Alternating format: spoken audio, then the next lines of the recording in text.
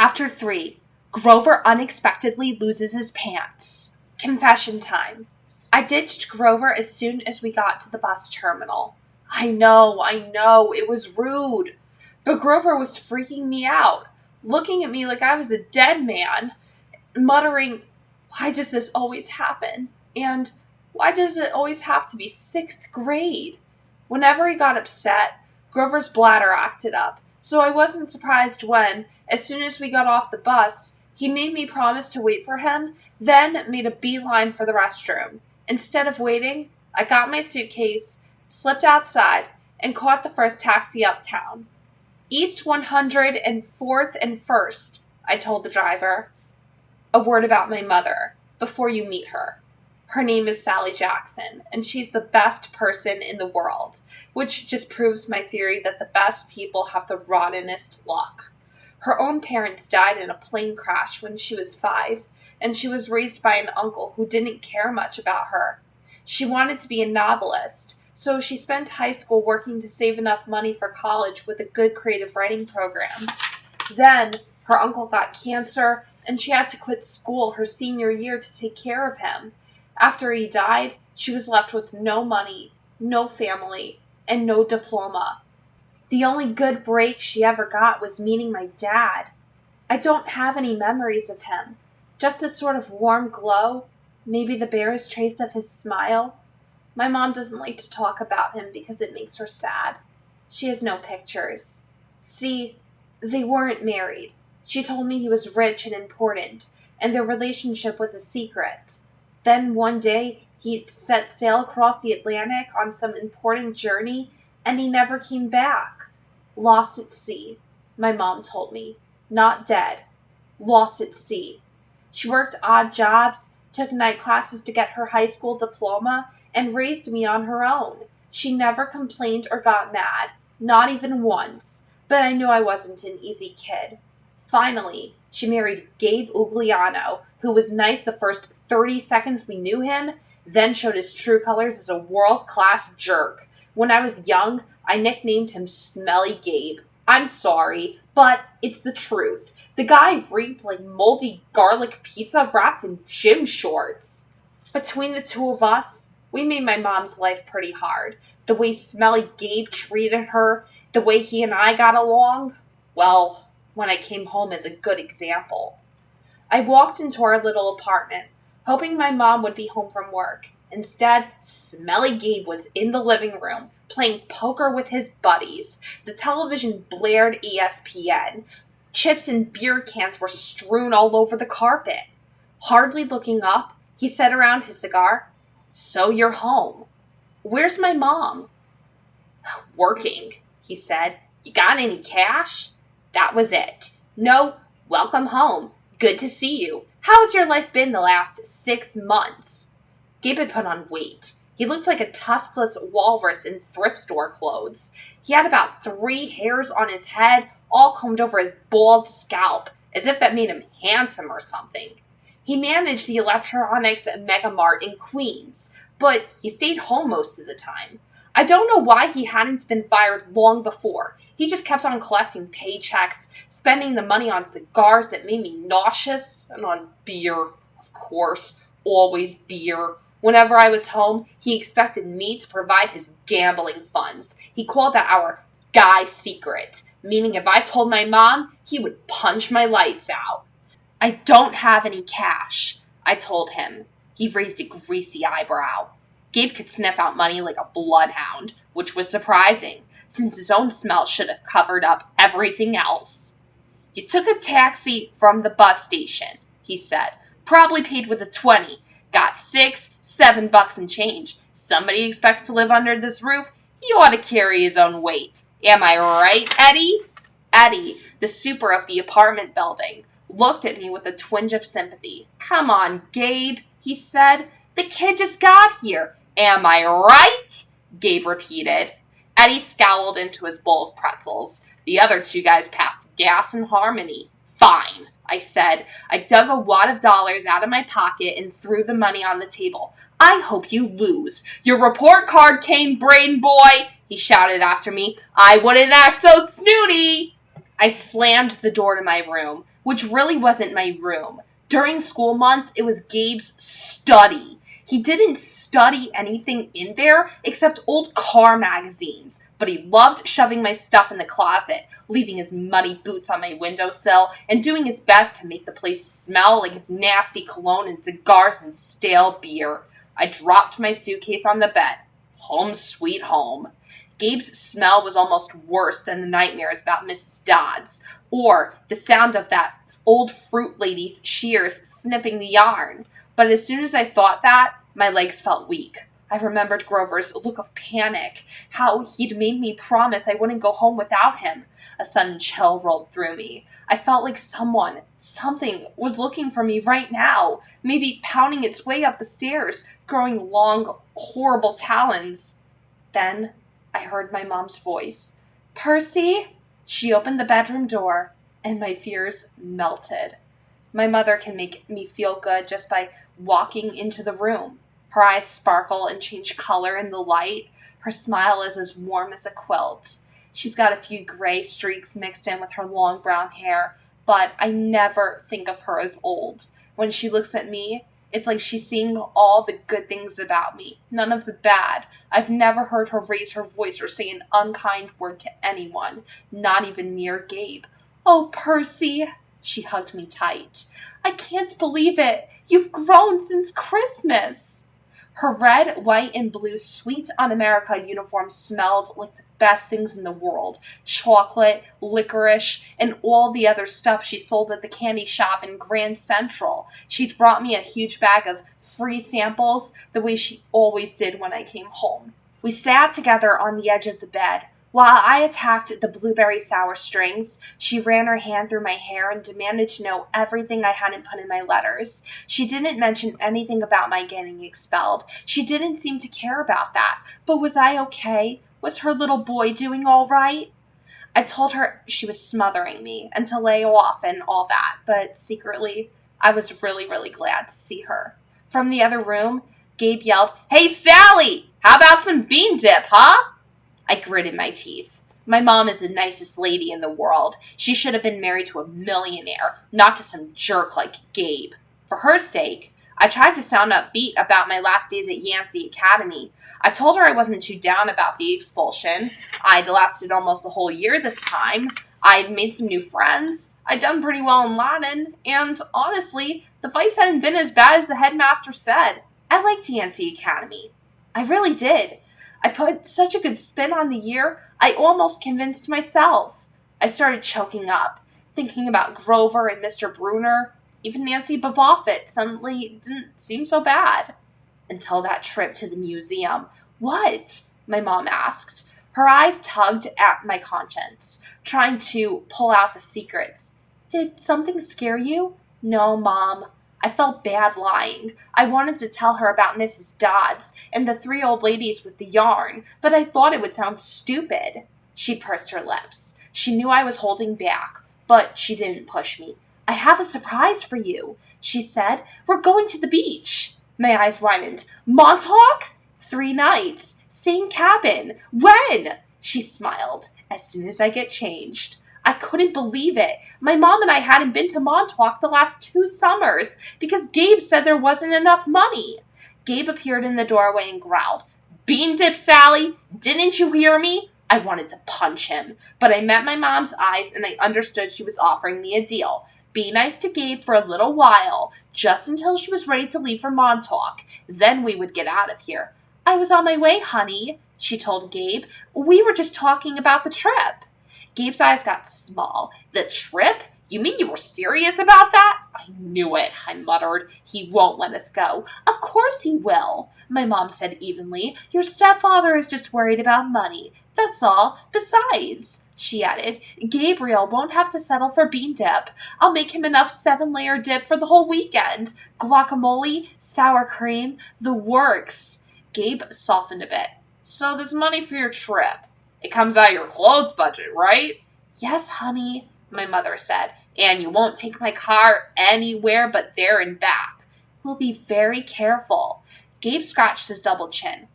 "Maybe if you hurry with that 7-layer dip." And maybe if the kid apologizes for interrupting my poker game, maybe if I kick you in your soft spot, I thought, and make you sing soprano for a week. But my mom's eyes warned me not to make him mad. Why did she put up with this guy? I wanted to scream. Why did she care what he thought? I'm sorry, I mumbled. I'm really sorry I interrupted your incredibly important poker game. Please go back to it right now. Gabe's eyes narrowed. His tiny brain was probably trying to detect the sarcasm in my statement. Yeah, whatever, he decided. He went back to his game. Thank you, Percy, my mom said. Once we get to Montauk, we'll talk more about whatever you've forgotten to tell me, okay? For a moment, I thought I saw anxiety in her eyes, the same fear I'd seen in Grover during the bus ride, as if my mom, too, felt an odd chill in the air. But then her smile returned, and I figured I must have been mistaken. She ruffled my hair and went to make Gabe his 7-layer dip. An hour later, we were ready to leave. Gabe took a break from his poker game long enough to watch me lug my mom's bags to the car. He kept griping and groaning about losing her cooking and, more important, his 78 Camaro for the whole weekend. Not a scratch on this car, brain boy, he warned me as I loaded the last bag. Not one little scratch. Like I'd be the one driving. I was 12, but that didn't matter to Gabe. If a seagull so much as pooped on his paint job, he'd find a way to blame it on me. Watching him lumber back toward the apartment building, I got so mad I did something I can't explain. As Gabe reached the doorway, I made the hand gesture I'd seen Grover make on the bus, a sort of warding off evil gesture, a clawed hand over my heart, then a shoving movement toward Gabe. The screen door slammed shut so hard it whacked him in the butt and sent him flying up the staircase as if he'd been shot from a cannon. Maybe it was just the wind or some freak accident with the hinges, but I didn't stay long enough to find out. I got in the Camaro and told my mom to step on it. Our rental cabin was on the South Shore, way out at the tip of Long Island. It was a little pastel box with faded curtains, half sunken into the dunes. There was always sand in the sheets and spiders in the cabinets, and most of the time the sea was too cold to swim in. I loved the place. We'd been going there since I was a baby. My mom had been going even longer. She never exactly said, but I knew why the beach was special to her. It was the place where she'd met my dad. As we got closer to Montauk, she seemed to grow younger, years of worry and work disappearing from her face, her eyes turned the color of the sea. We got there at sunset, opened all the cabin's windows, and went through our usual cleaning routine. We walked on the beach, fed blue corn chips to the seagulls, and munched on blue jelly beans, blue saltwater taffy, and all the other free samples my mom had brought from work.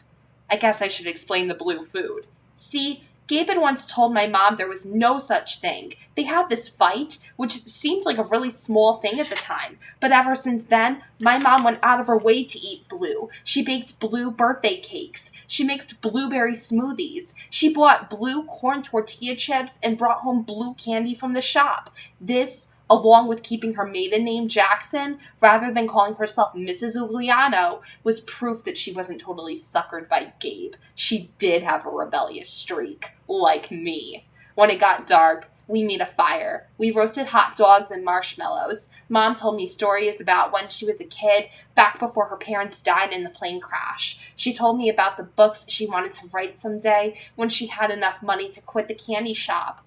Eventually, I got up the nerve to ask about what was always on my mind whenever we came to Montauk. My father. Mom's eyes went all misty. I figured she would tell me the same things she always did, but I never got tired of hearing them. He was kind, Percy, she said. Tall, handsome, and powerful, but gentle, too. You have his black hair, you know, and his green eyes. Mom fished a blue jelly bean out of her candy bag. I wish he could see you, Percy. He would be so proud. I wondered how she could say that. What was so great about me? A dyslexic, hyperactive boy with a D-plus report card, kicked out of school for the 6th time in 6 years. How old was I? I asked. I mean, when he left. She watched the flames. He was only with me for one summer, Percy, right here at this beach, this cabin. But He knew me as a baby. No, honey. He knew I was expecting a baby, but he never saw you. He had to leave before you were born. I tried to square that with the fact that I seemed to remember something about my father. A warm glow, a smile. I had always assumed he knew me as a baby. My mom had never said it outright, but still, I'd felt it must be true. Now to be told he'd never even seen me? I felt angry at my father. Maybe it was stupid, but I resented him for going on that ocean voyage, for not having the guts to marry my mom. He'd left us, and now we were stuck with smelly Gabe. Are you going to send me away again? I asked her. To another boarding school? She pulled a marshmallow from the fire. I don't know, honey. Her voice was heavy.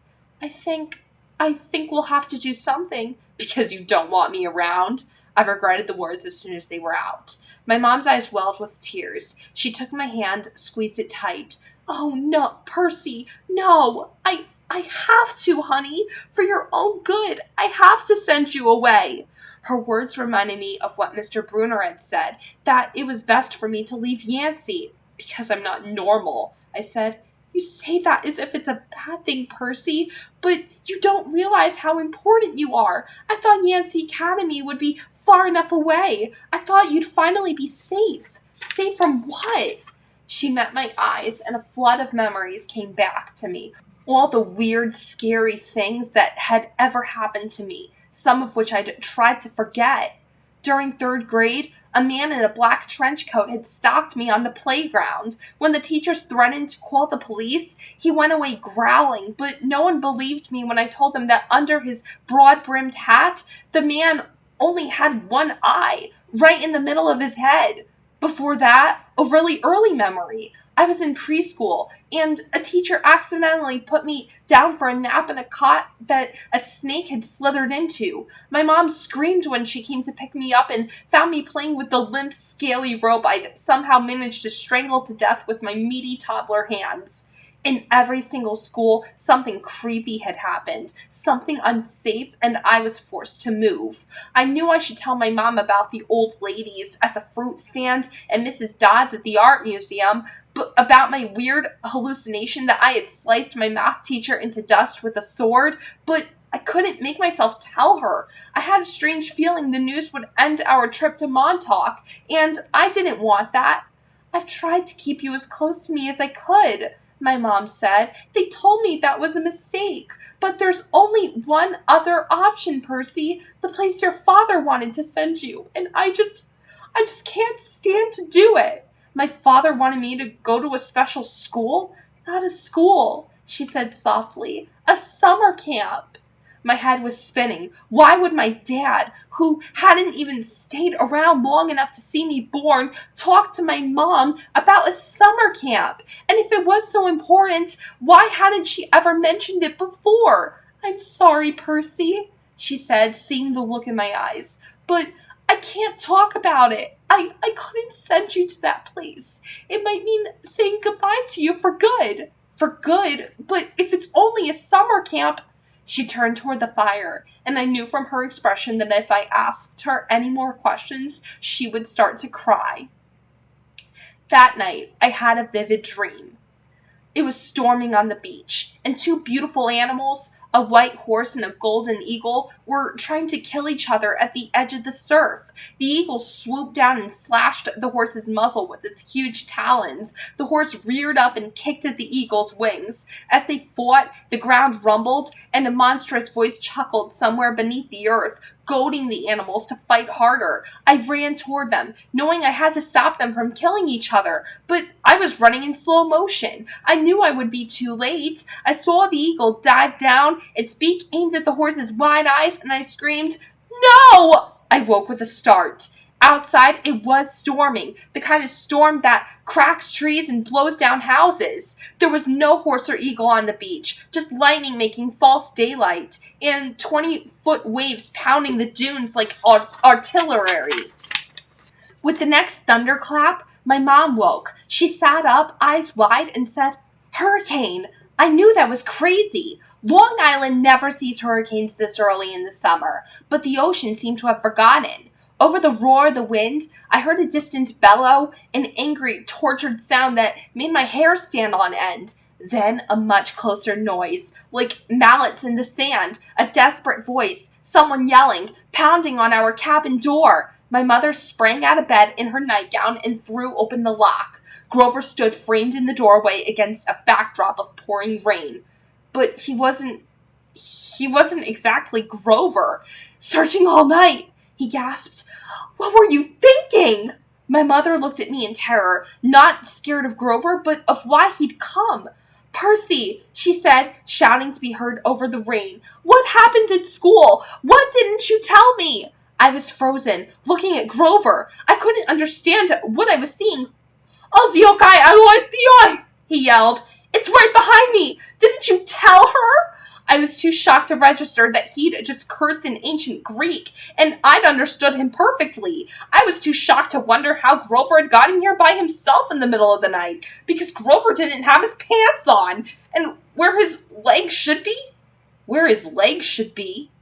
My mom looked at me sternly and talked in a tone she'd never used before. Percy, tell me now! I stammered something about the old ladies at the fruit stand and Mrs. Dodds, and my mom stared at me, her face deathly pale in the flashes of lightning. She grabbed her purse, tossed me my rain jacket, and said, Get to the car, both of you, go! Grover ran for the Camaro, but he wasn't running exactly. He was trotting, shaking his shaggy hindquarters, and suddenly his story about a muscular disorder in his legs made sense to me. I understood how he could run so fast and still limp when he walked. Because where his feet should be, there were no feet. There were cloven hooves.